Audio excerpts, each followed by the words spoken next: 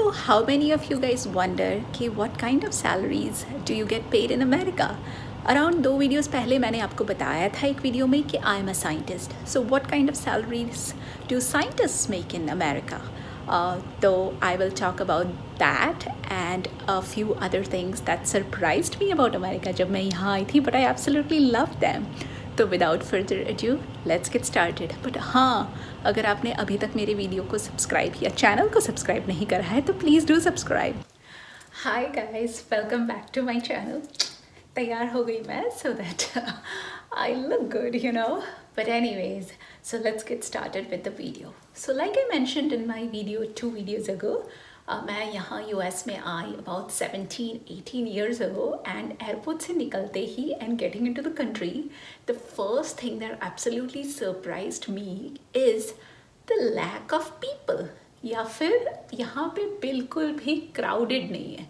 Now I'm not talking about like New York City या फिर Las Vegas, which is the gambling capital of the world, क्योंकि वो तो crowded है ही, but like where I live right now, suburb है, not far from the city, like it's great, but the number of people, it's just like crazy. And coming from India over here, that's like the first thing that you see. और मैं यहाँ पे I'll put like screenshots of whatever it is explaining कि क्यों ये है, the difference in population between India, which is a marker जो आप देख सकते हो, and then US, and the land space compared to India. So it's a huge difference, and I was surprised, but I absolutely love it because it's so peaceful.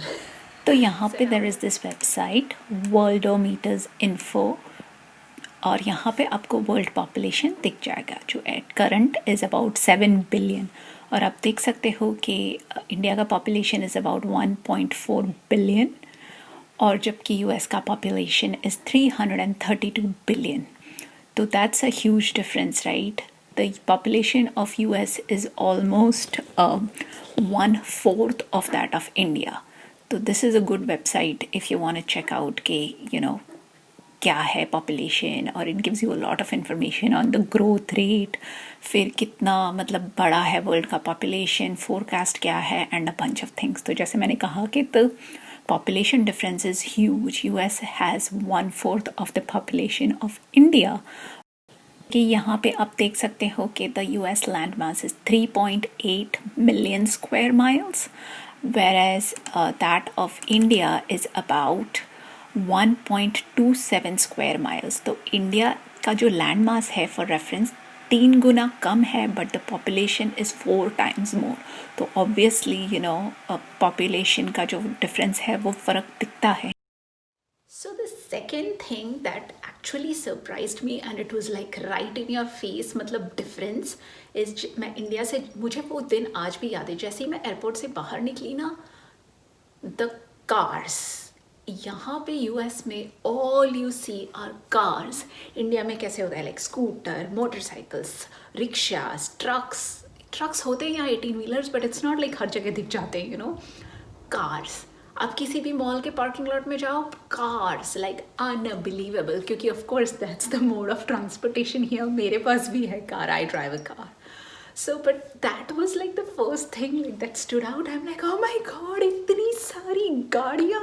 And I'm sure कि India में भी बहुत सारी गाड़ियाँ हैं, but the contrast यहाँ पे is you don't see any of other vehicles, so that makes a huge difference. And because यहाँ का जो transportation system है, you cannot depend on it if you're living far away from the rail system.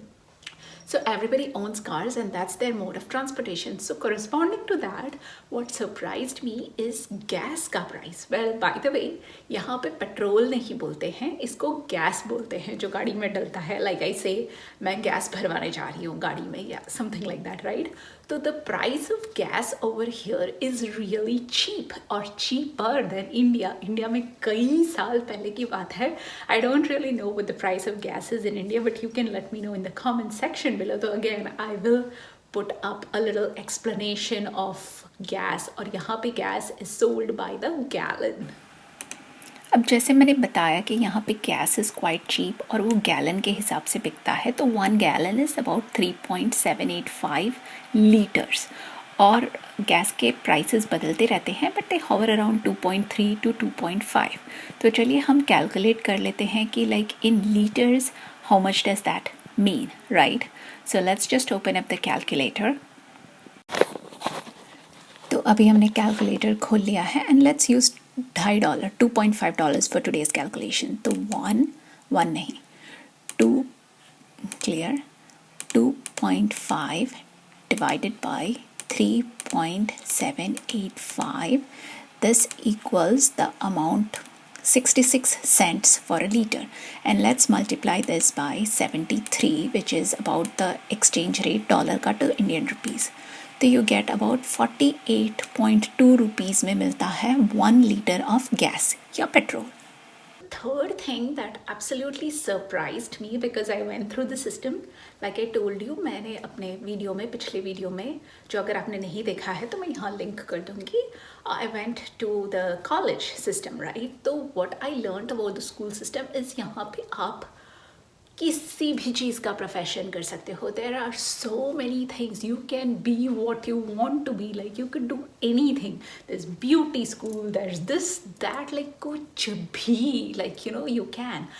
And it's very different in the matter के यहाँ पे there are 2 systems जो हमारे India में होता है या यहाँ पे भी होता है ना. The school phase, kindergarten, nursery kindergarten से 12th ग्रेड तक या स्टैंडर्ड तक जो बोलते हैं.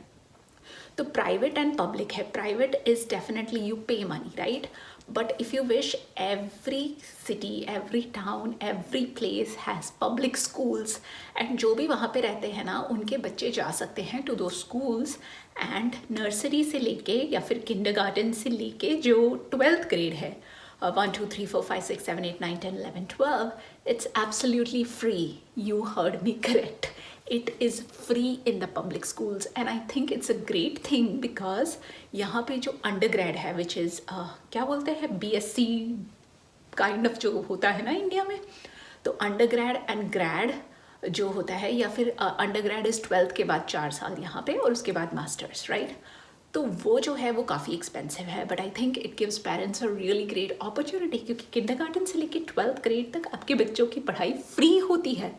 तो that is just mind blowingly awesome. सबसे इंटरेस्टिंग बात जिसका आपको इंतज़ार था, बिकॉज मैंने एक क्लिप शॉट दिया था, स्नैपशॉट दिया था, इट्स अबाउट सैलरीज. अब सैलरीज की बात कही जाए तो मैं ये नहीं कहूँगी कि it's super easy, but you get into a really good profession and you get some good experience. US salaries are some of the best in the world.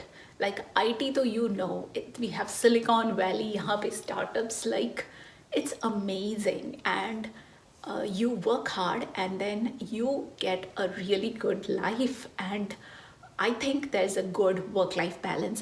But again, मैं ये सारी चीज़ें अपने experience से बता रही हूँ. But these are the things that amazed me, क्योंकि you know, once I graduated, I started looking into jobs and things like that. So the salaries amazed me. Like you just put in your work, you gain all the experience, you keep moving up. Like you know, कुछ सालों के experience के बाद you move to another company or things like that.